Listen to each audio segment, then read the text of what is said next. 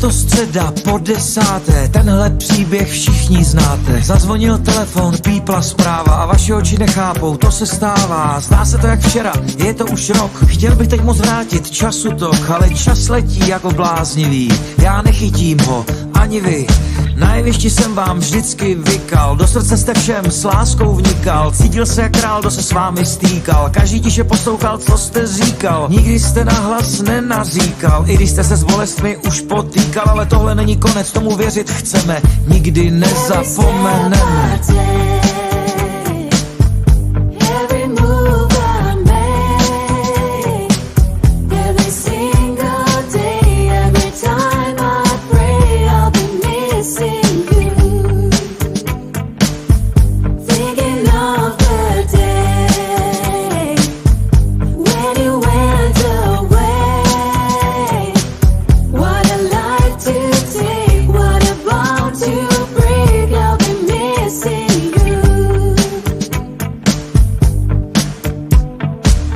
Když se tohle stane a Charon řekne zdravím pane, tak chladný vítr jen zavane a z hrdla nikdo hlásek nedostane.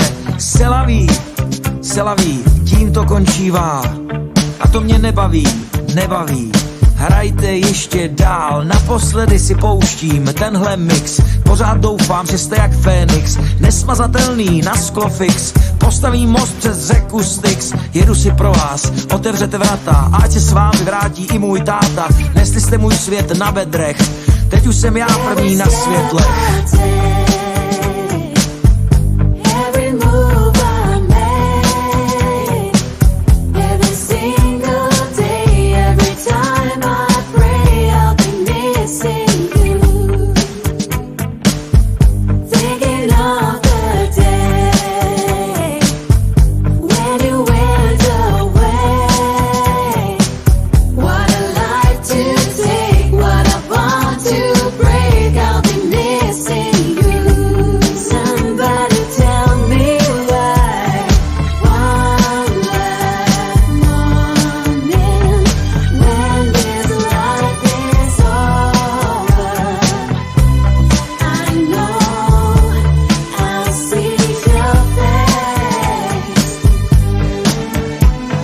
Nikdy se ví, co Bůh chystá a že se nedají stihnout všechna místa, ale vy jste byl vždycky optimista a zpíval byste dostat do zajista. Když jste byl mistře, tenkrát kluk, to písně zněly líp a sladší měli zvuk. My se tady bez vás prostě chvějem, byl jste pro nás velkým čarodějem. I když je tu každý z jiného těsta, zasáhlo to venkov, zasáhlo to města, všichni teď už stojí a každý tleská. Byl jste slunce celého Česka, na všechny naše cesty svítíte dál, navždy vám patří každý stál, nekonečnou frontu každý by stál, i když už víme, co Bůh chystal.